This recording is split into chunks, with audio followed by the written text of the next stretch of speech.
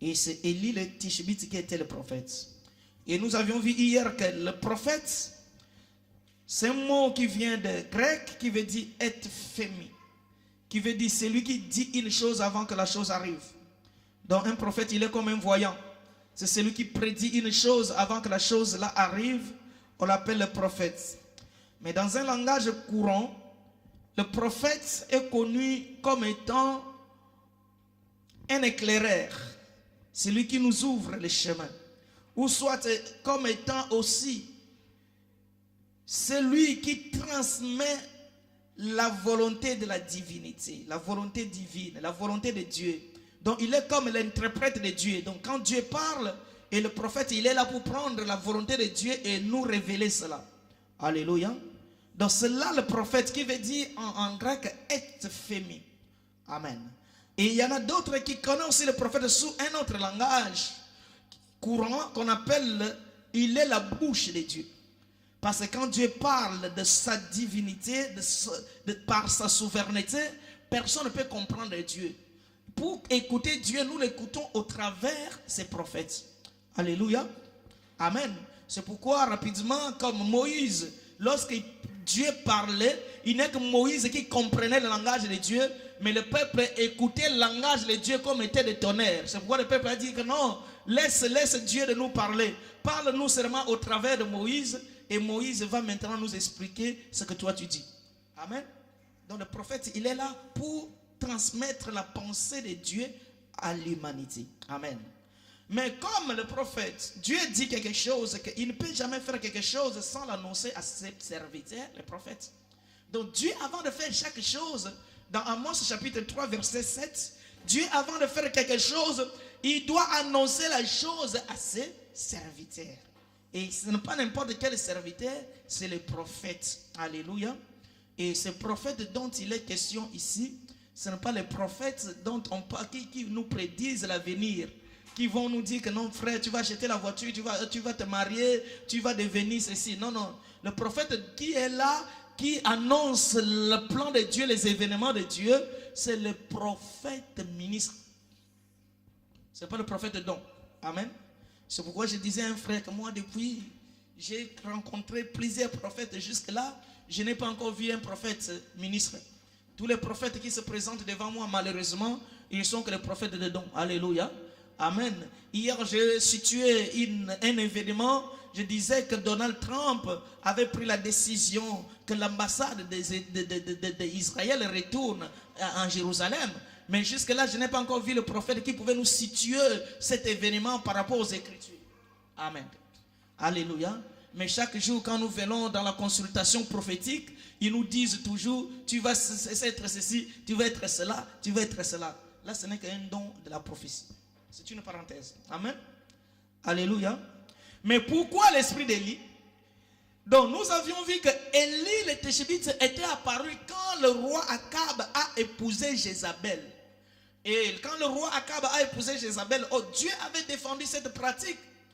Que vous ne pouvez pas épuiser les femmes étrangères.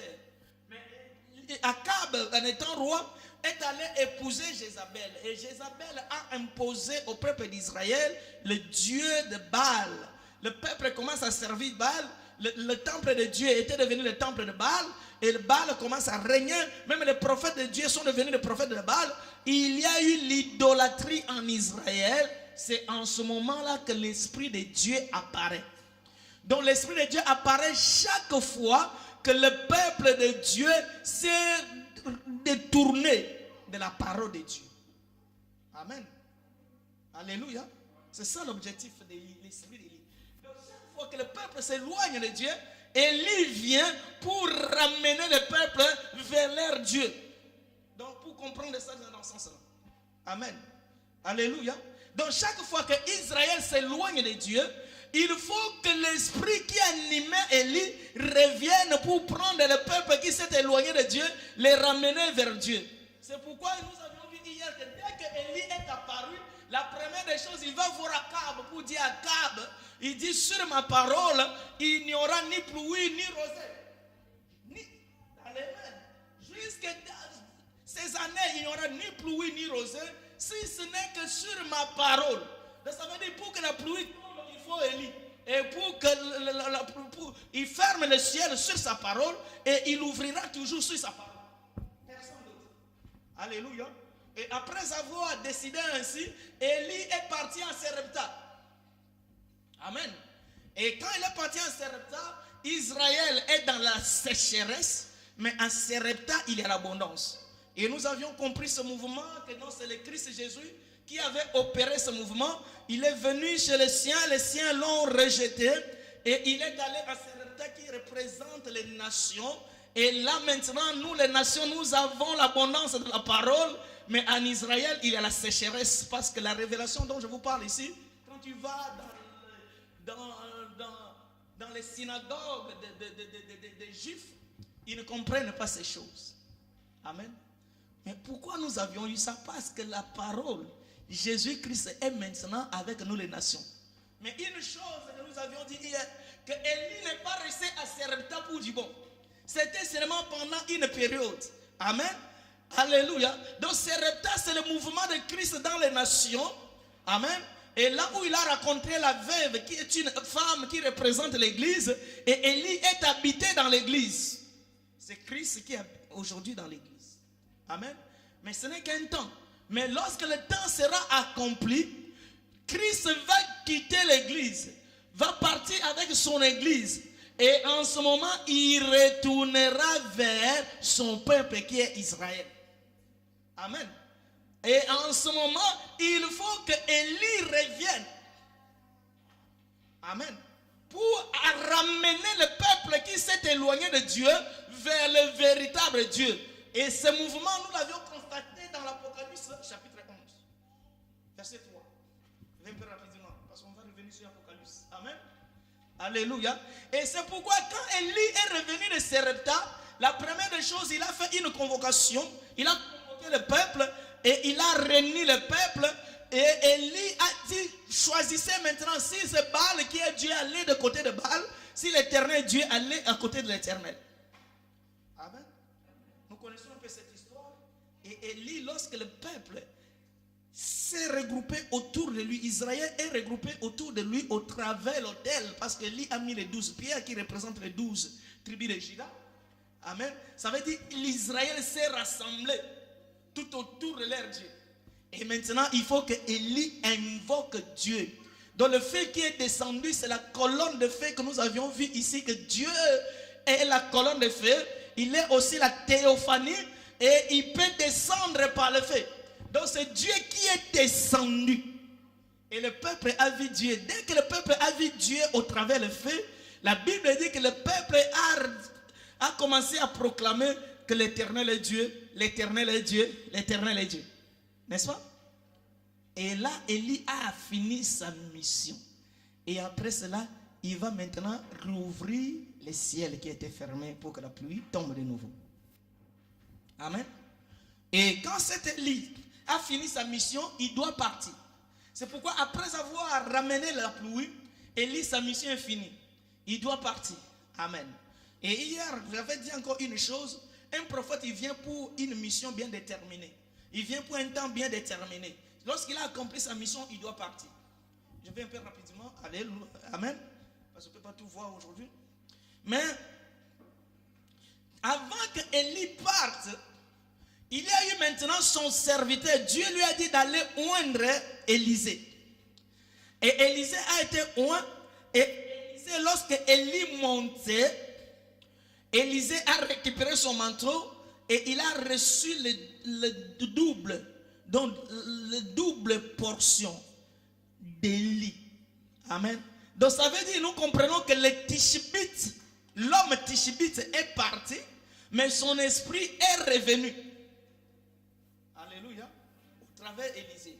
C'est pourquoi quand Élisée est sorti, nous avions vu hier les fils des prophètes envoyant Élisée parce qu'ils cherchaient Élie partout, ils ne le voyaient pas. Après ils ont cherché, ils n'ont pas trouvé. Mais lorsqu'ils ont vu par les yeux spirituels, ça veut dire Dieu les a ouverts les yeux, en voyant maintenant Élisée, ils ont dit, ah, nous avions vu le double portion d'Élie en Élisée. Amen. Ça, vous avez donné le verset là hier. Alléluia. Dans 2 Rois, chapitre 2, Amen. Alléluia.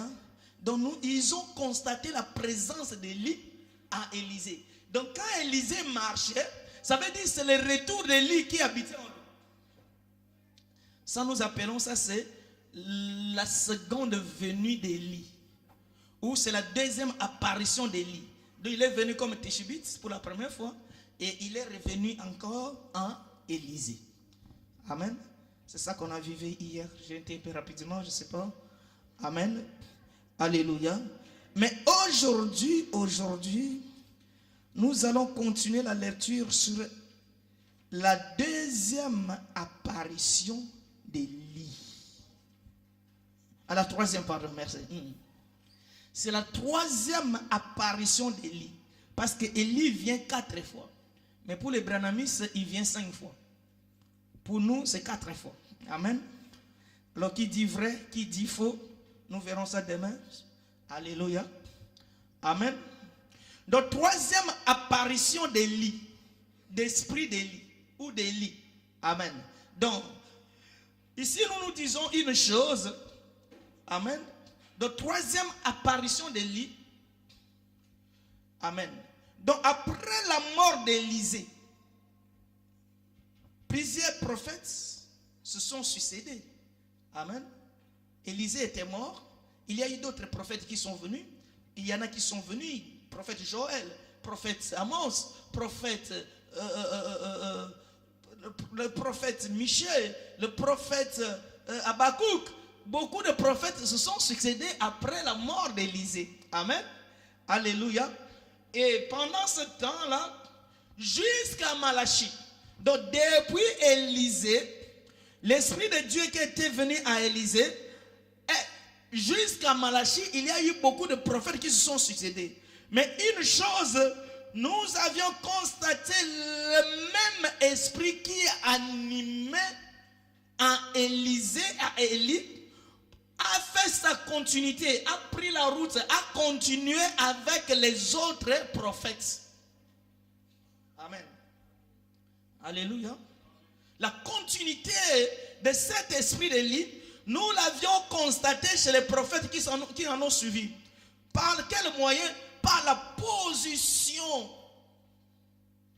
La position et l'obéissance et la soumission totale à la parole de Dieu. Amen. Donc ils étaient, tous ceux qui ont suivi, ils avaient pris position à la parole. Donc ils ne pouvaient pas contredire la parole. C'est pourquoi Michel, j'ai pris l'exemple de Michel. Michel devant le roi, quand tout le monde dit que nous allons à la guerre pour gagner, alléluia, le roi Josaphat. Mais Michel dit que le roi, si nous allons perdre.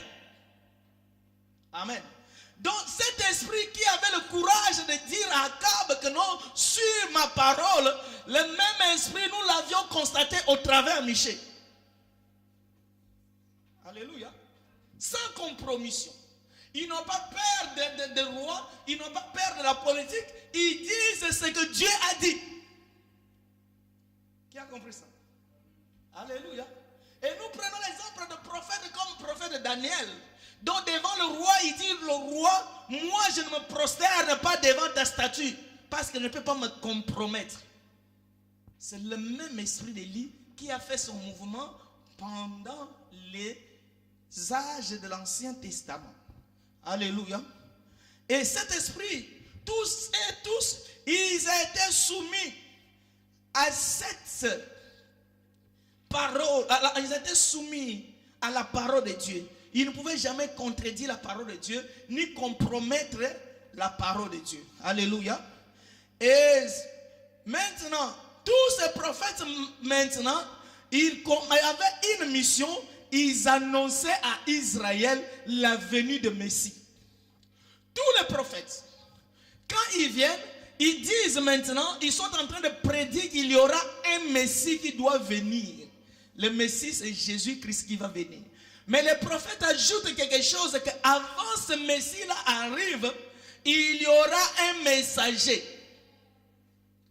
Amen. Ça, Élie n'a pas dit ça. Mais les prophètes qui en ont suivi, et maintenant ils ont compris cette révélation que non, pour que les gens reçoivent le Messie, il faut que son messager vienne avant toute chose. Alléluia. C'est là nous le lisons dans Ésaïe chapitre 40 verset 3. Amen.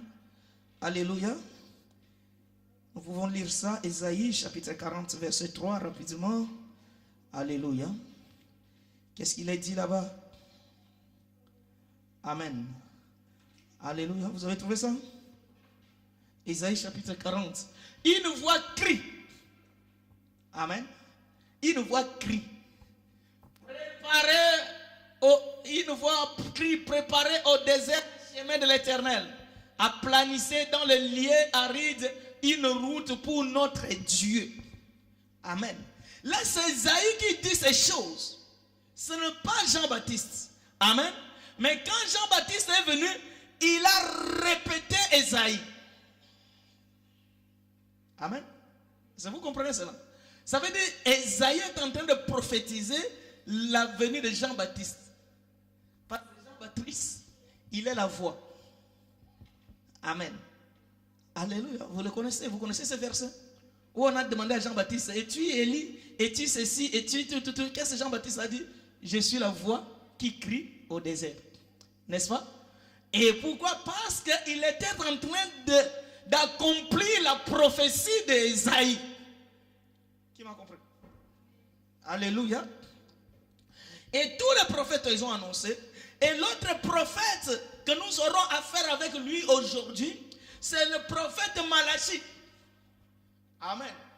Malachie chapitre 3, verset 1. C'est là où se situe le problème. Alléluia. Pour nos bien-aimés de messages, et ils ont touché le Malachie chapitre 4. Mais les choses commencent par le Malachie chapitre 3. Alléluia. Voici, je vous enverrai mon messager. Là, c'est Malachie qui prophétise. Il dit au peuple que je vous enverrai mon messager. Il préparera le chemin devant moi. Amen. C'est bon, quand j'ai parlé de la divinité, amen, que Jésus-Christ, c'est lui le Dieu véritable. Ici, c'est Dieu qui parle. Amen. Il dit que j'enverrai le messager. Le messager, c'est qui? C'est Jean-Baptiste. Mais il va préparer le chemin devant moi. Moi, c'est qui? C'est Dieu qui parle. Ça veut dire moi, Dieu. Mais quand c'est Dieu il est venu, nous l'avions vu au travers du Fils. Alléluia. Donc quand tu lis la Bible tout entière, Jésus est en train de faire le mouvement. Alléluia. Amen. Et il préparera le chemin devant moi. Et soudain, donc que le messager a préparé le chemin, immédiatement, qu'est-ce qui se passe? Soudain entrera dans son temple le Seigneur que vous cherchez. Alléluia. Et le messager de l'alliance que vous désirez. Voici, il vient, dit l'Éternel des armées. Amen. Donc ici, c'est la prophétie d'Ésaïe. Et cette prophétie s'accomplira à la personne de Jean-Baptiste, le messager, qui vient préparer le chemin. Ésaïe a dit la même chose. Malachie aussi a répété le même mouvement. Vous me comprenez? Alléluia. Mais il s'est passé une période depuis Malachie jusqu'à Jean-Baptiste, la naissance de Jean-Baptiste, il s'est passé 400 ans. Amen. Donc, depuis l'Ancien Testament, quand vous voyez là la fin de l'Ancien Testament, jusqu'à les choses commencent par le Nouveau, par Matthieu, il y a eu une période de 400 ans. Amen. Les lecteurs de la Bible pouvaient comprendre déjà ça déjà. Les 400 ans représentent quoi? Amen. Les 400 ans que l'Israël était en Égypte. Amen. C'est pourquoi, bien aimé, je vous ai dit que la Bible se complète. Amen. Donc Dieu ne fait pas les choses par hasard. Donc les 400 ans qu'Israël était en Égypte, le peuple d'Israël, pendant qu'ils avaient fait 400 ans en Égypte, Dieu ne s'est jamais révélé à une personne. Rien. Alléluia. Et en Égypte, ils commençaient à servir les dieux des Égyptiens. Ils commençaient à se comporter comme étant les Égyptiens. Alléluia. Jusqu'au moment où Dieu va parler à Moïse, pas en Égypte. Quand il est sorti d'Égypte, il est allé au désert. Parce que Dieu ne parle pas dans le monde. Alléluia. Donc quand on est dans le monde, Dieu ne nous parle pas. Lorsque nous sommes dans le monde, c'est pourquoi, bien aimé, laisse-moi vous dire une chose. Si vous voyez un prophète qui ne marche pas dans la crainte de Dieu, il est en train de prophétiser, il ne faut pas croire sa prophétie. Même s'il dit les choses qui sont vraies, cela ne vient pas de Dieu. Parce que tant qu'Israël est dans la distraction en Égypte, Dieu n'a jamais parlé. Dieu est resté le Dieu de l'histoire. Le Dieu d'Abraham, le Dieu d'Isaac, le Dieu de Jacob. Mais eux-mêmes n'ont jamais expérimenté Dieu. Amen. Et pendant cette période de Malachie, jusqu'à la venue de Christ Jésus, il s'est passé aussi 400 ans. Et qu'est-ce qui s'est passé pendant les 400 ans là-bas? C'est le chaos spirituel. Amen. Dieu n'envoyait plus les serviteurs. Il n'y a plus de prophètes qui venaient. Et Israël était dans le chaos dans tous les domaines. Que ce soit dans le domaine politique, dans le domaine militaire, dans le domaine religieux. Alléluia. Il y a eu maintenant Israël qui était déporté. Israël était devenu immigrationnant ça et là. Pourquoi? Parce qu'ils ont abandonné Dieu. Alléluia. Israël est dans le chaos. Israël est dans les troubles. On appelle ça le temps. Amen. C'est le temps de l'obscurité spirituelle en Israël. Amen. Jamais Dieu n'a envoyé un prophète. Quelqu'un n'a jamais venu pour dire que Dieu m'a dit ceci. Non. Alléluia. Pendant ce temps, il n'y avait personne. Et qu'est-ce qui a été engendré? Les hommes, comme les peuples juifs, veulent toujours rester attachés à leur Dieu. Alléluia. Et comme le diable aussi, il aime ces choses. Le diable, c'est un grand, je dis ça, le diable, il a une grande machine de photocopie. Il sait imprimer exactement la même chose. Si tu n'as pas les yeux spirituels pour voir, tu peux embrasser la photocopie que tu penses que c'est l'original. Alléluia. Et le diable va injecter un mauvais esprit pour que l'Israël se constitue. Et c'est là où vous voyez qu'il y a eu les pharisiens. Amen. Et les sadducéens. Amen. Or, nous savons une chose, que Dieu n'a pas établi les pharisiens. Amen. Dieu l'a établi qui? Les Lévites. Alléluia. Les sacrificateurs étaient des Lévites. Amen. Mais pendant cette période, il y a eu tellement la confusion. Maintenant, il y a eu les gens qui se sont levés pour dire que non, il y a tellement le mélange. Nous sommes devenus comme étant les conservateurs de la foi. Et ces gens-là, sur le plan social, ils avaient un rang social très très élevé. Les pharisiens. Ils étaient là. Ils ont pris les titres. Comme nous avions vu Nicodème comme étant docteur. Alléluia. Or que pendant cette période, il n'y a pas encore eu les docteurs. Qui peut me comprendre? Mais il y en a qui se prétendaient être les docteurs déjà. Alléluia. Parce qu'ils pensent qu'ils ont la connaissance de la parole. Et ces gens, ils étaient respectueux. On les respectait. Amen. Et nous avons aussi les sadducéens qui sont venus. Et les sadducéens, ils étaient des gens qui avaient le pouvoir et politique et religieux. Ça veut dire qu'ils étaient à cheval. Pour les affaires politiques, ils étaient là. Pour les affaires religieuses aussi, ils étaient là. Et ils avaient la dignité en Israël. Alléluia. Ces choses, Dieu ne les a pas établies. C'est pourquoi nous appelons cette période, il y a eu 2 sectes qui sont nées en Israël. Amen. La secte des pharisiens et la secte des sadducéens. C'est pourquoi Jésus, dès qu'il est venu dans ce monde, il n'a jamais été d'accord avec les pharisiens. Parce que Dieu n'a pas établi ces choses. Est-ce que vous comprenez? Et cette période est la période de l'ombre spirituelle. Israël est dans l'obscurité totale. Parce que Dieu n'était plus avec eux. Amen.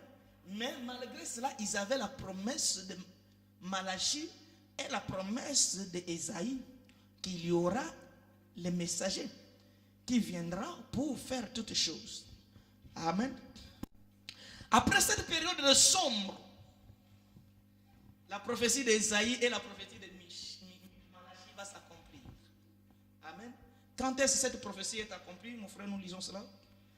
Luc chapitre 1, 13, 17. Amen. Alléluia. Donc pendant cette période où l'Israël est dans la distraction. Amen. Qui peut me saisir, s'il vous plaît? C'est quand Israël est dans la distraction. C'est là où le messager arrive. Bien-aimé, laisse-moi te dire une chose. L'enlèvement de l'église se passera lorsque le peuple est dans la distraction. Amen. Dieu ne va pas avertir Israël. Pendant qu'ils se sont plongés dans leur distraction, c'est là où la prophétie va s'accomplir. Ça veut dire qu'ils ont attendu tellement le Messie, ils ne l'ont pas vu. Ils pensaient que la chose est oubliée. Alléluia, alléluia.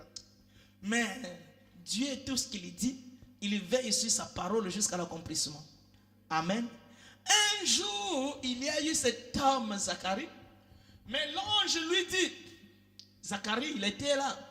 L'ange lui dit, ne crains point Zacharie, car ta prière a été exaucée. Ta femme Élisabeth, nous continuons la lecture, t'enfantera un fils et tu lui donneras le nom de Jean. Il sera pour toi le sujet de joie. Nous continuons, mon frère. Alléluia. C'est les paroles de l'ange. Nous continuons jusqu'au verset. Amen. Jusqu'au verset, je pense, 16. Alléluia. Amen. Il s'agit le sujet de joie et d'allégresse. Et plusieurs se réjouiront de sa naissance. Car il sera grand devant le Seigneur. Il ne boira ni vin ni liqueur enivrante.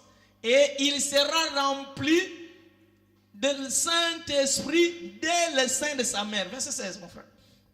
Alléluia. Amen. Il ramènera plusieurs des fils d'Israël au Seigneur. Voici le mouvement. Le même mouvement d'Élie qui devrait venir lorsque le peuple était plongé dans la distraction avec Jézabel. Élie avait la même mission, c'est de ramener le peuple vers le Seigneur. Et le même enfant qui naîtra par Zacharie aura la même mission. Qui a compris ça? Alléluia. Il ramène, donc la mission d'Élie, c'est ramener le peuple d'Israël vers leur créateur, leur Dieu. Chaque fois que le peuple s'éloigne de Dieu.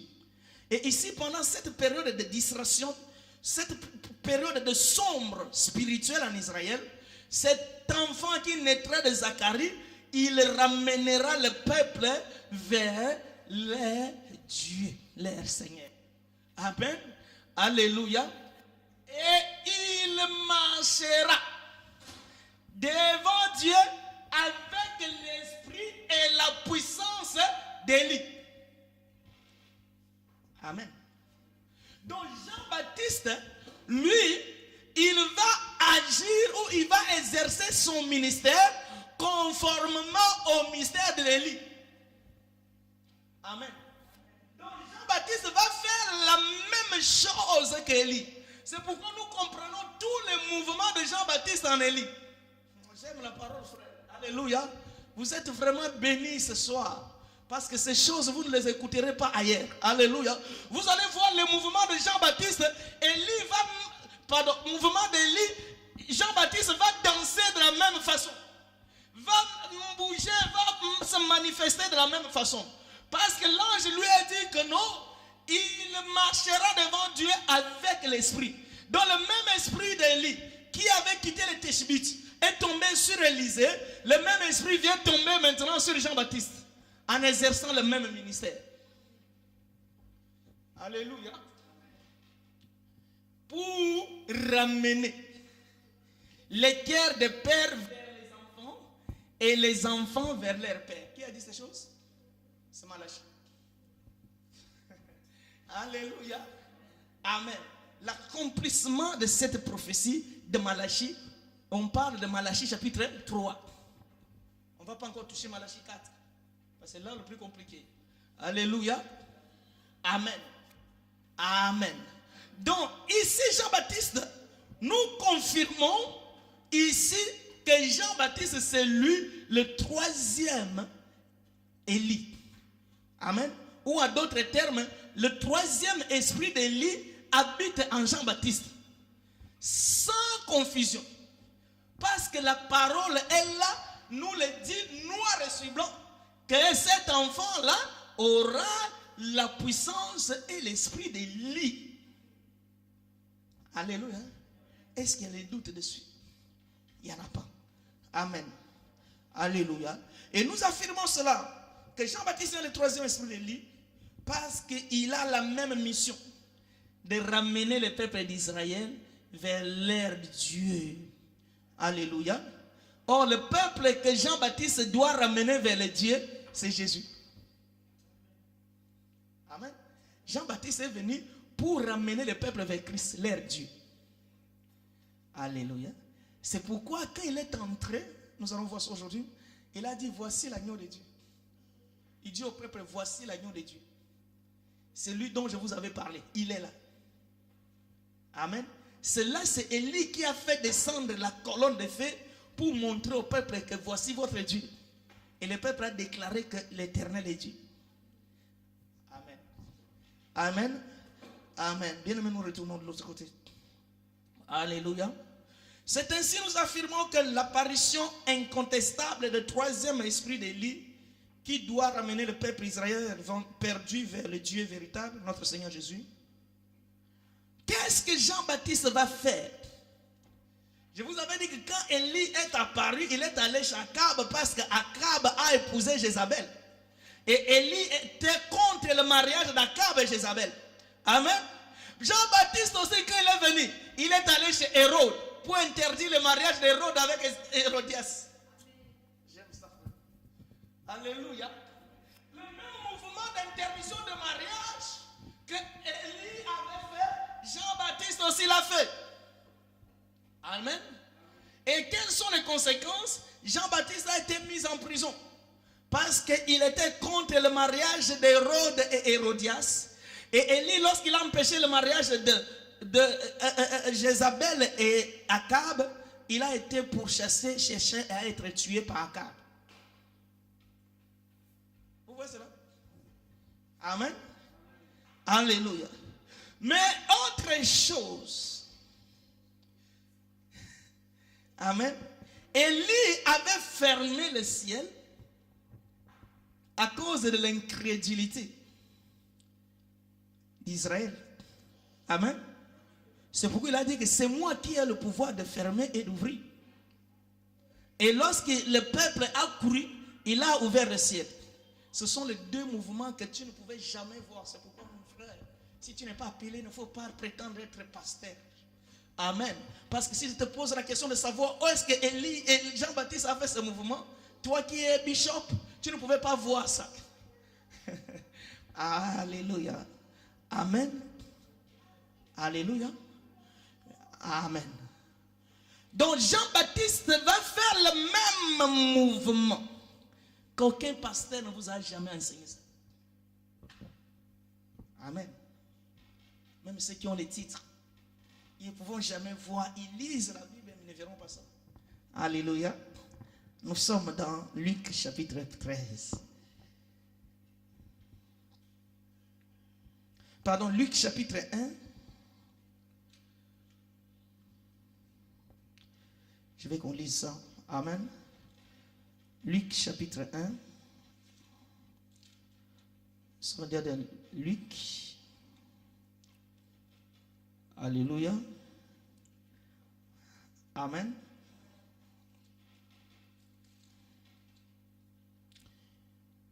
Luc chapitre 1.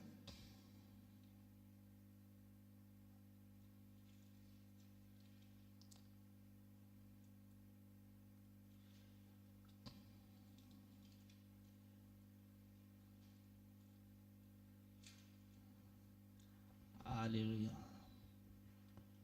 Amen.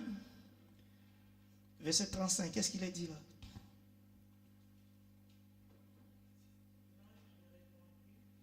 Ah non, c'est pas ça. Alléluia. Est-ce que quelqu'un peut me lire Jean, chapitre 1, verset 35? C'est Jean, pardon. Excusez-moi. Amen. Nous commençons, nous lisons d'abord le verset 29 et nous allons lire le verset 35. C'est Jean, ce n'est pas lui. Dans Jean chapitre 1, verset 29. Amen. Amen. Et nous lisons le verset 35. Alléluia.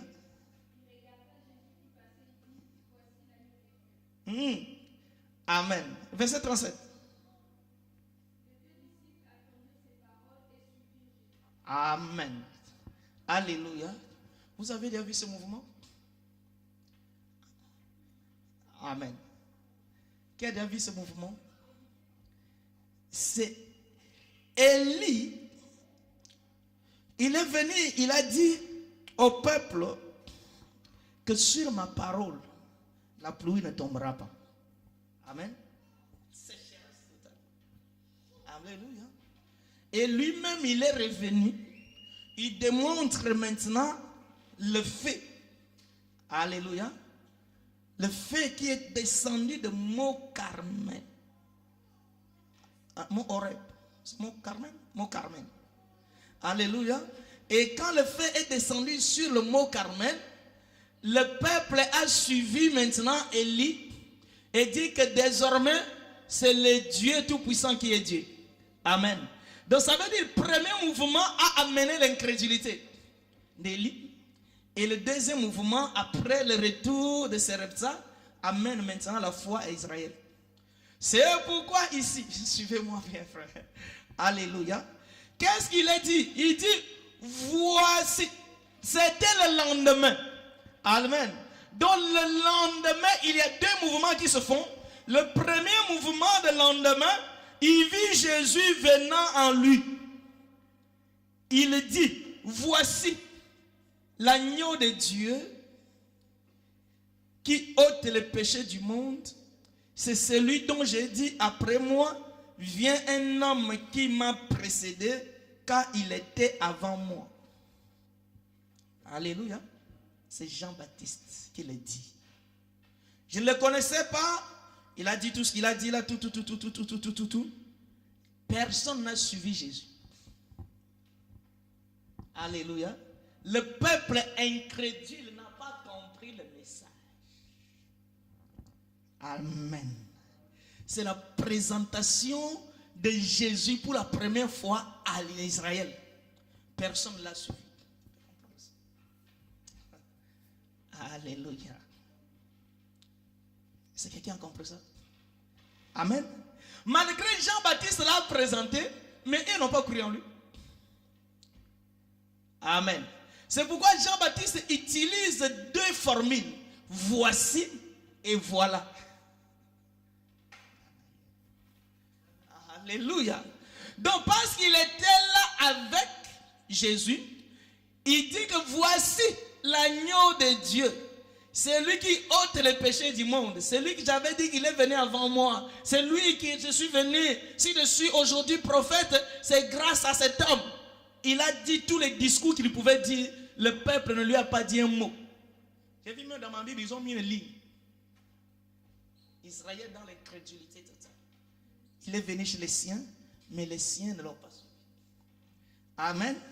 Mais le même Jean-Baptiste revient toujours le lendemain. Parce qu'il y a eu deux lendemains. Alléluia. C'est pourquoi je vous ai dit, ne lisez jamais la Bible en France. Si le lendemain était hier, et où est l'autre lendemain? Donc le lendemain, il dit voici l'agneau. Le lendemain, il dit voilà l'agneau. Alléluia. Donc maintenant, le lendemain après, donc la première venue de Christ a été présentée par Jean-Baptiste, mais Israël n'a pas cru. Alléluia. Et le lendemain, maintenant, Jean-Baptiste va dire voilà. Voilà, c'est la chose qui est éloignée, n'est-ce pas? Voici, c'est la chose qui est prête. J'aime ça, frère. Alléluia. Quand il est venu, voici auprès d'eux, Jean-Baptiste les a présentés, ils ont été incrédules. Le peuple d'Israël. Amen. Personne n'a suivi Jésus. Amen. Mais Jean-Baptiste, en étant élu, il devrait encore présenter Christ pour la seconde fois. C'est la troisième venue. Pardon, c'est la deuxième venue de Christ. Là maintenant, il le représentera où? Toujours dans Apocalypse chapitre 11. Là maintenant, comme c'est un événement qui sera éloigné, il va dire que voilà l'agneau de Dieu. C'est lui qui a ôté le péché du monde. Immédiatement, les disciples de Jean-Baptiste le suivirent. Qui a vu ce mouvement, frère? Alléluia. Amen. Alléluia. Donc, quand Jean-Baptiste présente Jésus pour la première venue, Israël reste dans l'incrédulité. Les années se passent et Jean-Baptiste retournera. C'est Élie qui vient maintenant de Sarepta qui retourne en Israël. Après avoir fermé le ciel, il représente maintenant le peuple Dieu. Et cette fois-ci, le peuple va crier, voici l'Éternel est Dieu. Alléluia. C'est pourquoi le voici et le voilà. On va demander cela à votre pasteur qui peut nous expliquer le voici et le voilà. Alléluia. Chapitre 29 et le chapitre 35. C'est le mouvement qu'Élie avait. Alléluia. J'aime ça, frère. Amen. Et cette fois-ci, maintenant, Israël le suivra. Dans le voilà. Mais dans le voici, Israël demeure incrédule. Tout le monde a compris cela ou pas? Alléluia. C'est pourquoi Jésus est venu chez les siens. Hein? Les siens ne l'ont pas accepté. Malgré Jean-Baptiste les a présentés. Ils n'ont pas cru en lui. Alléluia. Nous allons voir encore un verset là, quand nous allons continuer, que Jésus lui-même confirme que le message de Jean-Baptiste, vous n'avez pas cru. Alléluia. Et en ce moment, Jean-Baptiste est incontestablement Élie le prophète. Le même esprit est maintenant en Jean-Baptiste. Amen. Alléluia. Mais Jésus,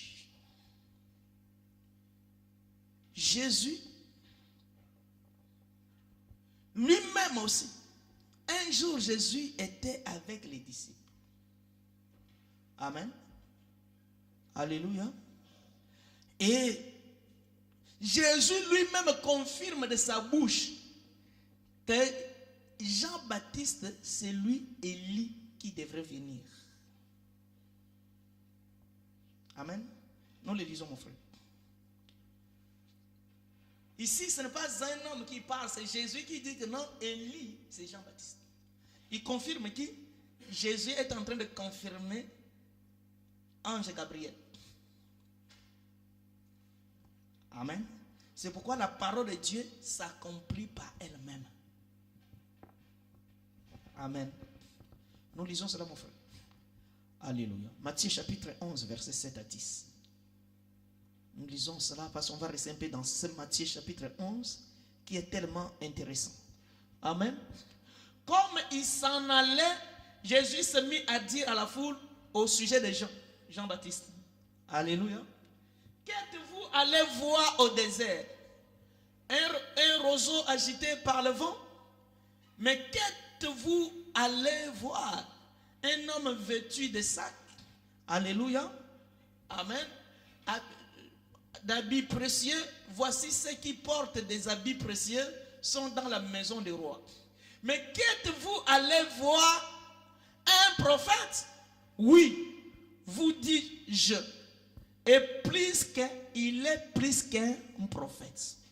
Alléluia. C'est Jésus qui dit que Jean-Baptiste que vous êtes allé voir dans le désert, il est plus qu'un prophète. Amen. Car c'est lui dont il est écrit: Donc ce qui rend Jean-Baptiste plus qu'un prophète, parce que c'est lui qui vient dire que j'envoie mon messager devant ta face pour te préparer ton chemin devant toi. Amen. Or, ce mouvement que Jésus est en train d'interpréter ici, il interprète Malachie 3. Alléluia. Que j'envoie mon messager pour te préparer le chemin. Amen. Alléluia. Et nous continuons, mon frère, nous continuons ça, vraiment ça, j'aime ça. Alléluia. Là, Jésus est en train toujours de dire ça. Verset 11 toujours. On continue ce verset-là. Pourquoi? Parce que Jean-Baptiste est le dernier de tous les prophètes. Ah non, on arrête là s'il vous plaît. Je vais vous dire quelque chose qui est très très intéressant ici. Donc, tous les prophètes, leur plus grand, c'est Jean-Baptiste. Alléluia. Ce n'est pas moi qui l'ai dit, c'est Jésus qui l'a dit. Que celui que vous êtes allé voir dans le désert, il est plus qu'un prophète. Parce que c'est lui, sa venue a été annoncée. Aucun prophète dont on a annoncé sa venue. Alléluia. Amen. Mais Jean-Baptiste, sa venue, les autres prophètes ont prophétisé pour sa venue. Il est le plus grand de tous les prophètes. Or, amen, dans cette dispensation, je vous avais expliqué un jour ici un message qu'il avait fait sur la parole infaillible. Que Dieu parle par deux prophètes. Le premier prophète c'est Moïse. Et le deuxième prophète c'est Christ. Amen. Mais pourquoi pasteur nous a dans cette confusion pour dire que Jean-Baptiste c'est le plus grand? Alléluia. Non. Donc, Jean-Baptiste est dans la dispensation mosaïque. Parce que le grand prophète majeur, c'est Moïse. Parce qu'un grand prophète majeur, lui, il apporte l'alliance. Tu vois, Jean-Baptiste n'a pas amené l'alliance. Amen. Or que Moïse nous a introduit dans une alliance de la loi. Et Jésus-Christ nous introduit dans l'alliance de la grâce. C'est pourquoi, j'aime ces choses, frère. Alléluia. Moïse, lorsqu'il bénit le pain, parce que le seul prophète qui a fait le mouvement de pain et de vin, c'est Moïse. J'aime que vous écoutez la parole, ça. Alléluia. Dans Deutéronome 18, chapitre 18. Alléluia. Il prit le pain, il rompit, il présentait. C'est Moïse qui a fait ce mouvement. Personne, aucun. C'était pour introduire, ça on va lire ça demain mon frère. Alléluia. C'était pour introduire le peuple dans une alliance. L'alliance mosaïque. Amen. Et Christ aussi pour nous introduire dans l'alliance de la grâce, il recopie le même mouvement de Moïse pour rompre le pain et présenter au peuple. Amen. C'est pourquoi je vous ai toujours dit, l'Ancien Testament doit s'accomplir dans le Nouveau. Tous les mouvements qui se font dans l'Ancien, nous devrons la voir son accomplissement dans le Nouveau. Si elle n'a pas frère, arrête de prêcher. Alléluia. Cherche un autre métier, soit taximan. Nous allons monter dans ton camion. Alléluia. Amen. Et nous sommes toujours dans ce Matthieu-là. Amen. Jean-Baptiste est le dernier des prophètes. Nous allons lire quelque chose là qui est très très important pour vous aujourd'hui. Matthieu chapitre 11, verset 13, mon frère. Alléluia. Toujours Matthieu chapitre 11, là on était. Qu'est-ce que Jésus dit? Car tous les prophètes et la loi ont prophétisé jusqu'à Jean. Alléluia. Là, dans vos Bibles, soulignez ça, soulignez et soulignez et soulignez 1000 fois. Amen. Tous les prophètes. Oh, moi, je suis le prophète de la nation. Mais tous les prophètes ont prophétisé jusqu'à Jean. Donc, tous les prophètes, amen, et la loi ont prophétisé jusqu'à Jean. Ça veut dire la mission prophétique et la mission mosaïque. Alléluia. ont pris fin jusqu'à la personne des gens. Alléluia. C'est la fin de la dispensation mosaïque. Amen. C'est pourquoi aujourd'hui, s'il y a un homme qui veut nous ramener encore parce qu'il fait des consultations spirituelles, il est là en train de recevoir les gens doivent passer par lui avant de voir Dieu, il nous ramène dans la dispensation mosaïque qui a pris fin. Amen. Alléluia. Bien-aimé, nous sommes dans une nouvelle dispensation où le rideau de temple est déchiré. Toi-même, tu pouvais accéder dans le lieu très saint pour parler à ton Dieu, sans passer par les intermédiaires. J'aime ça, frère. Alléluia. Car tous les prophètes et la loi. Donc ici, nous trouvons deux personnes. Alléluia. Amen. Donc tous les prophètes et les lois l'ont prophétisé jusqu'à Jean. Après Jean, c'est fini. Alléluia. Amen. Amen. Donc ici, il faut que nous puissions attirer un peu l'attention de souligner tous les prophètes. Et le prophète qui habite Makala. Amen. Et celui qui habite Mongafula. Il prophétise en qui?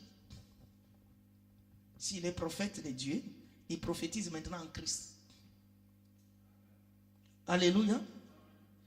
Plus en la loi. Alléluia. Donc ici nous voyons il y a les prophètes et la loi. Or nous savons qu'en ce qui concerne la prophétie, il y a un patriarche de la prophétie qui n'a pas connu la mort. C'est Moïse, c'est Élie. Alléluia. Élie, c'est lui qui a amené la prophétie. C'est lui le prophète. Donc avant lui, il y avait la prophétie. Amen. Mais la prophétie s'incarne à la personne d'Élie. Donc la prophétie qu'Élie a amenée, c'est de ramener cette mission-là, de ramener le peuple vers le véritable Dieu. Amen. Et cette mission-là est arrêtée jusqu'à Jean-Baptiste, qui a fait le même mouvement. Et nous avons encore la loi. Or, lorsque nous voyons la loi, nous voyons encore un patriarche de la loi, qui est Moïse, qui lui aussi était mort, mais son corps n'est pas entré dans le séjour des morts. C'est pourquoi, bien aimé, lorsque Moïse est mort, les anges sont venus prendre son corps. Ce n'est pas pour faire plaisir, parce que Dieu avait un plan. Car Dieu ne fait rien par hasard. Il a besoin de ces deux personnes. Or, ces deux personnes, bien aimées, le patriarche de la loi qui est Moïse et le patriarche de prophète qui est Élie, sont venus arrêter leur mission en Jean-Baptiste. Alléluia. Et après, nous accédons dans une autre dispensation de la grâce. Et là, nous trouvons ce mouvement dans un événement qui est dans Matthieu chapitre 17. Alléluia. On peut lire Matthieu chapitre 17. Là où la loi a pris fin et les prophéties aussi ont pris fin. C'est dans Matthieu chapitre 17. Alléluia. Nous allons lire à partir du verset 1er. Lisons à partir du verset 3, je pense c'est mieux. Amen. Soit le verset 1, comme vous voulez. Et voici Moïse, la loi. Amen. Élie, les prophètes. Amen. Moïse, Élie, les prophètes, leur apparurent. Ah, j'aime ça, frère. Alléluia. Jésus avait pris des disciples. 3 disciples. Qui les connaissent? Dans verset 1er. Alléluia. De Matthieu 17. Amen. Pierre et Jean. Et qui encore? Et Jacques, je pense. Alléluia. Amen. Et en arrivant dans la montagne de transfiguration, là Jésus, son corps commençait à briller comme le soleil. Amen. Et immédiatement, à côté de lui, qu'est-ce que nous avions remarqué? Nous avons remarqué à côté de lui, il y avait Élie. Élie, il représente quoi? La loi. Pardon, Élie représente la prophétie, prophète, pardon, excusez-moi. Et Moïse qui représente la loi. Les deux sont venus vers Christ sur la montagne. Parce que jusque-là, si vous demandez encore à votre pasteur d'expliquer qu'est-ce qu'ils sont venus faire.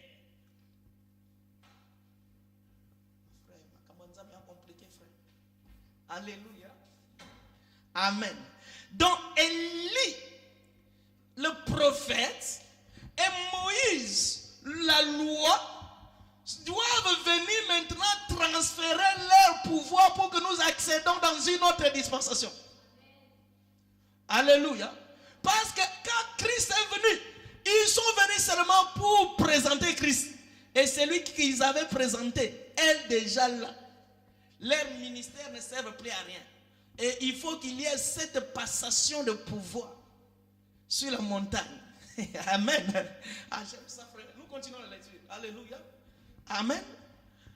Amen. Et Pierre, prenant la parole, dit à Jésus, Seigneur, il est bon que nous soyons ici. Si tu le veux, je dresserai une tente pour Élie, une autre tente pour Moïse. Pierre était vraiment dans la joie. Alléluia. Et une autre pour toi. Comme ça, nous serons ici. Pierre va oublier les autres. Et comme il parlait encore, une nuée lumineuse les couvrit. Parce que Pierre ne comprend pas les choses de Dieu. Il pense que ce sont les choses naturelles qu'on construit les maisons. Alléluia. Immédiatement, comme il commence à avoir des pensées pareilles, une nuée vient maintenant. Immédiatement, il voit Jésus seul. Amen. Et quand Jésus est resté seul, qu'est-ce qui s'est passé? Une voix sortie, venant d'en haut. Qu'est-ce que la voix a dit? Celui-ci est mon fils bien-aimé, écoutez-le. Qui m'a compris ça? Je l'ai expliqué ici dans Parole infaillible. Alléluia. Donc à partir de ce moment, nous ne pouvons plus compter sur la loi ni sur les prophéties, mais nous devrons maintenant écouter que Christ. Parce qu'il n'y a que les deux prophètes que Moïse a dit, Dieu a suscité au milieu de vous un autre prophète comme moi. Il parlait de Jésus. Ça, on verra ça dans le Deutéronome demain. Alléluia. Dieu a suscité au milieu de vous un autre prophète comme moi. Car Moïse est aussi Jésus dans la dispensation de la loi et Jésus est Moïse dans la dispensation de la grâce. Amen. Alléluia.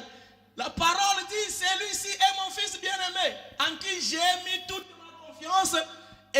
Écoutez-le. Donc à partir de maintenant, n'écoutez plus la loi, parce que la loi n'a pas été donnée à nous les nations, frères. Alléluia. Les prophéties ne sont pas données à nous la nation. Nous, ce qui nous a été donné, c'est la grâce. Et la grâce, nous l'avions obtenue par le moyen de deux poteaux croisés à Sarepta. J'aime ça, frère. Alléluia. Lorsque les deux poteaux ont été croisés à Sarepta, la vie a été donnée. Immédiatement, nous avions reçu maintenant la grâce. Alléluia. Écoutez. Amen. C'est pourquoi je disais dans ce message, si tu veux écouter Dieu, tu dois l'écouter à partir de Christ. Si tu veux lire la parole, il faut voir Jésus. Amen. Si tu veux enseigner, il faut nous révéler Christ. Parce que la parole ne parle que de Jésus. Amen. Si vous voyez quelqu'un qui commence à s'identifier à la parole, que cette parole-là, c'était moi. Amen. Lapidez-le. Amen. J'étais dans une église, il y a un pasteur qui disait, prêchez, Élie est allé chez la veuve de Sarepta. C'est comme moi aussi, je suis venu vers vous. Occupez-vous de moi d'abord. Alléluia. Donnez-moi d'abord. Comme ça, moi, je vais vous bénir. D'abord, moi. Et les gens commençaient à donner l'argent. Je dis, oh là là. Les gens ne comprennent jamais la notion de la parole de Dieu. Alléluia. Amen. Tous les prophètes ont prophétisé jusqu'à Jean-Baptiste. Après, les prophètes ne prophétisent plus. Parce que la passation de pouvoir de la loi et de prophétie a été accordée à Jésus. C'est pourquoi Dieu dit, celui-ci est mon fils bien-aimé, écoutez-le. Nous, aujourd'hui, quand tu viens à l'église, il faut que Jésus te parle. Amen. Alléluia. Oh, Jésus nous parle au travers de ses serviteurs. Donc, il faut que ces serviteurs nous aident, nous présentent Christ. C'est ça notre mission. Alléluia. Édifier le corps de Christ. Afin que chacun parvienne à la connaissance parfaite de qui? De Christ. C'est la mission que nous venons à l'église. Pour que nous parvenions à la connaissance parfaite de Christ. Si quelqu'un commence à présenter un homme, une femme, un oncle, une tante, ça ne vient pas de Dieu. Alléluia. L'église doit nous présenter que Jésus, le Christ. Alléluia. Celui-ci est mon fils bien-aimé, en qui j'ai mis toute mon affection. Amen. Toute l'affection de Dieu se repose sur un fils. Il est le bien-aimé de Dieu. Et écoutez-le. N'écoutez pas le pasteur Jean-Claude. Écoutez le fils bien-aimé du Père. Alléluia. N'écoutez pas le bishop et les archibishops. Nous écoutons le fils unique. Après avoir reçu la puissance de la loi et la puissance de la prophétie. C'est pourquoi il y a eu cette transformation. Amen. Et nous revenons sur Matthieu chapitre 17 encore demain. Quand on va toucher Malachie 4. Alléluia. Parce que demain nous allons décortiquer Malachie 4. Le but, vous pouvez faire face aux messagers. Vous pouvez leur défendre. Défendre l'évangile. Amen. Parce que le but est que vous ne soyez pas emportés par n'importe quel vent de doctrine. Donc vous pouvez être capable de défendre Malachie 4, virgule par virgule, point par point. Amen. Alléluia. Celui-ci est mon fils bien-aimé. Écoutez-le. Donc ce passage d'une dispensation mosaïque à la dispensation de la grâce a été faite sur la montagne de transfiguration. Alléluia. C'est pourquoi la loi et la prophétie se sont arrêtées. Amen. Nous continuons toujours dans ce Matthieu-là. Ce Matthieu-là 17. Attends-moi, je vais lire rapidement. Amen. Immédiatement. Amen. Lorsque les apôtres, ils ont vu Élie et Élisée, Élie et Moïse, Pierre et Jean et Jacques. Amen. Je vais vous expliquer pourquoi Pierre, pourquoi Jean, pourquoi Jacques. Pourquoi pas André, pourquoi Thomas, pourquoi pas Barthélemy. C'est encore un mystère. C'est pourquoi la Bible tout entière, c'est les mystères. Amen. Mais ce n'est pas le message d'aujourd'hui. Alléluia. Donc, Pierre, Jacques et Jean, ils n'ont jamais vu Élie. Ils n'ont jamais vu Moïse. Parce que Moïse et Élie n'est pas quelqu'un de leur génération. Amen.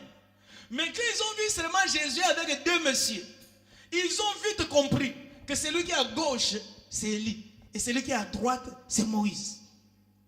Qui leur a pris ça? Le Saint-Esprit. Ils ont eu la révélation. Alléluia. Parce que les deux personnes étaient mortes et sont allées au ciel. S'il y en a qui sont au paradis, il n'y a qu'Élie et Moïse. Alléluia. Amen. Parce que la Bible est Enoch. Parce que la Bible nous a montré et ils marchaient sur ce monde et ils sont partis. Alléluia. Ah, ça c'est pas encore un message. Parce qu'il y a un frère qui m'a dit, mon frère est au paradis. Moi, il me dit, toi qui t'as dit le paradis? Le paradis, ce n'est pas encore créé, c'est sur la terre. Alors ton frère il est au paradis, quel est le paradis? Mal enseigné. Alléluia. C'est pas ça aussi encore le message d'aujourd'hui. Donc il y a beaucoup de choses à expliquer. Il y a beaucoup de mystères à expliquer. Alléluia. Quand j'expliquerai le mystère de la mort, c'est là où on parlera de ce jour de mort. Amen. Alléluia. Et qu'est-ce qu'ils ont dit maintenant? Après avoir vu, constaté la présence d'Élie et la présence de Moïse, immédiatement, Pierre qui voulait construire les maisons, je pense qu'il a déjà commandé les matériels pour la construction de la maison. Immédiatement, il voit, Christ, il est resté tout seul. Il dit, mais où sont les deux personnes qui étaient à côté ici? Ils sont partis. Alléluia. Et ils sont venus maintenant, les disciples viennent questionner Jésus. Alléluia. Il faut qu'on lise ça. Amen. Lorsqu'ils entendirent cette voix qui disait, écoutez-le, verset 6. Amen. Les disciples tombèrent sur leur face et furent saisis d'une grande frayeur. Mais Jésus s'approchant, les toucha et dit, levez-vous, n'ayez pas peur. Ils levèrent les yeux et ne virent que Jésus seul. Les deux personnes sont parties. Amen. Alléluia. Verset 9. On prend même le verset 10, il saute verset 9. Les disciples maintenant, quand ils sont restés avec Jésus, lui posèrent la question. Pourquoi donc les scribes disent qu'Élie doit venir premièrement? L'esprit d'Élie encore revient ici, sur la montagne de transfiguration. Alléluia.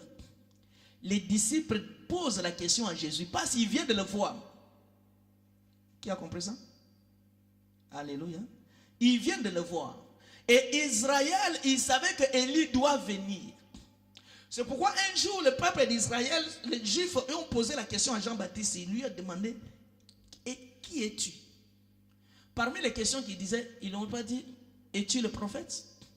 Il dit, je ne le suis pas. Ils l'ont demandé, es-tu Élie? Amen. Parce que les Juifs savent qu'Élie doit venir par rapport à la prophétie de Malachie. Vous comprenez? Maintenant, comme Jean-Baptiste c'est un homme humble, au lieu de dire que c'est moi qui suis Élie, Élie en question, il dit non, moi je ne suis que la voix qui crie dans le désert. Alléluia. Mais maintenant, les Juifs n'étaient pas satisfaits. Ils disent, mais ils sont venus vers Jésus pour lui poser la même question. Il dit, mais pourquoi les scribes disent qu'Élie doit venir? C'est ça la question, n'est-ce pas? Les disciples lui posaient cette question. Pourquoi les scribes disent-ils qu'Élie doit venir premièrement? Et maintenant, écoutez la réponse de Jésus, parce que bientôt on va finir. Amen. Écoutez la réponse de Jésus. Jésus répondit. Donc ici, c'est où? C'est après la transfiguration. Là, Élie et Moïse sont partis. Je vais vous expliquer pourquoi ils sont venus là. Amen. Jésus répondit aux disciples qui lui posaient la question. Il dit quoi? Amen. Il est vrai que Élie doit venir. Amen. Est-ce que pourquoi les scribes disent que Élie doit venir? Est-ce que c'est vrai Élie doit venir? Jésus répond que oui. Il est vrai qu'Élie doit venir.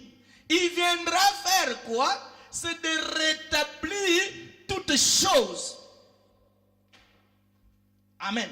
Je vous ai dit que la mission d'Élie, c'est le rétablissement, c'est ramener le peuple vers le vrai Dieu.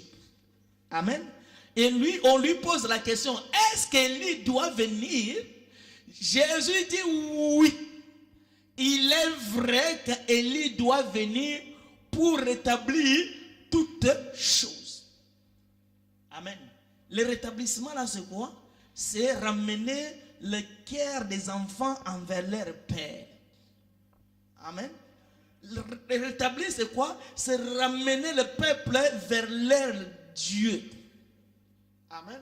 C'est la même mission qu'Élie, je vous ai montré, qu'il a fait là-bas quand il était devant Akab, dans un roi. Il l'a fait encore avec Élisée. Et Jean-Baptiste l'a fait quand il est venu pour présenter, voici l'agneau de Dieu. Alléluia. Amen. Et Jésus dit que Élie doit encore venir. Parce que pendant qu'il posait la question là à Jésus, Jean-Baptiste est déjà venu. Amen. Mais on lui pose la question, ça veut dire la présence de Jean-Baptiste n'a pas complètement satisfait les Juifs et les scribes. Parce que les scribes attendent un autre Élie. Alléluia. Et Jésus confirme la vision des scribes que oui, c'est vrai, ils ont raison. Il est vrai qu'Élie doit venir pour rétablir toutes choses. Verset 12, mon frère. Amen. Mais je vous le dis que Élie est déjà venu. Alléluia. Il est vrai qu'Élie doit venir pour établir toutes choses. Ils ont raison. Oui, Élie viendra pour établir toutes choses. Mais au moment où je vous parle, Élie est déjà venu. Qui ne l'ont pas reconnu. Alléluia. Parce que je vous ai dit que la première présentation d'Élie, voici, personne n'a pas reconnu. C'est pourquoi il doit encore revenir pour faire le même mouvement. Là, ils vont maintenant. Alléluia. C'est la fermeture et l'ouverture du ciel. Alléluia. Il est vrai qu'Élie doit revenir, mais je vous l'ai dit, qu'Élie est déjà venu. Amen. Et qu'ils ne l'ont pas reconnu. Et qu'ils l'ont traité comme ils ont voulu. Saboter, négliger. Amen. Ils ne l'ont pas considéré. L'homme qui était dans le désert, qui s'habillait de peau, qui mangeait les souterrains. Alors, ils n'ont pas considéré que c'est lui le vrai Élie qui doit venir. Alléluia. Et Jésus continue. De même, le Fils de l'homme souffrira de leur part. Le même qui n'ont pas reconnu Élie au travers de Jean-Baptiste, c'est le même qui vont me faire souffrir. Il parle à qui? Aux Juifs. Amen. Aux enfants d'Israël. Ce sont eux qui n'ont pas reconnu Élie. Alléluia. Amen. Qui a compris? Et ce sont eux qui vont faire souffrir Jésus. Alléluia. Mais ici, frère, c'est là où on va finir, frère. Ici, donc il n'y a plus de doute. Il n'y a plus de doute, frère.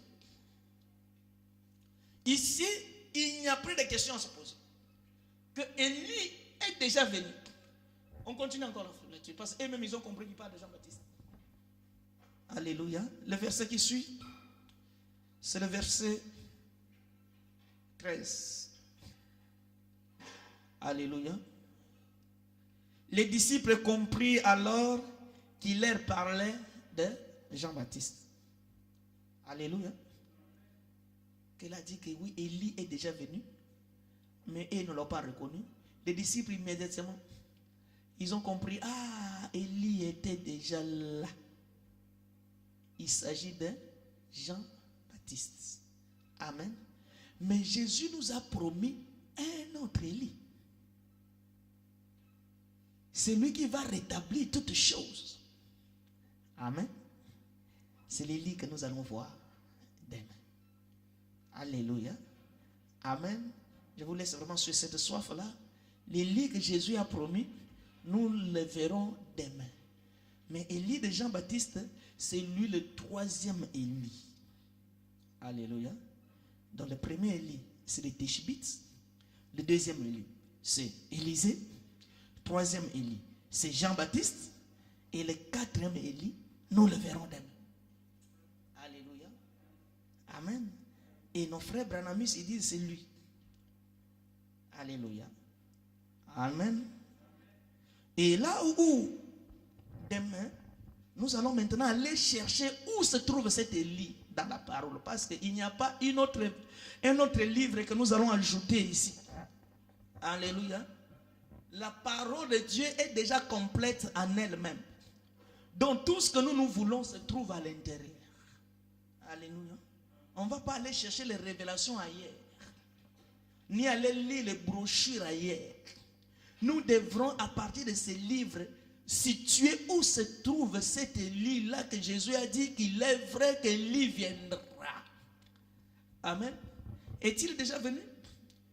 Il viendra quand? Comment? Et comment on saura que c'est lui? Alléluia. Ça vraiment, ce sont les différentes questions que nous allons donner la réponse demain pendant le culte pour l'enseignement de demain. Alléluia.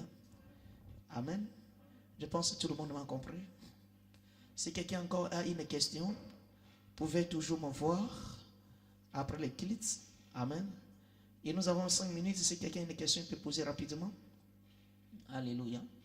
On peut lui répondre parce que ça ne sert à rien qu'une personne vienne ici, retourne avec la confusion totale dans ce sens. Alléluia. Mais j'ai fait un effort de clarifier la chose. Alléluia. Amen. S'il n'y a pas de questions, nous allons nous lever pour clôturer notre réunion.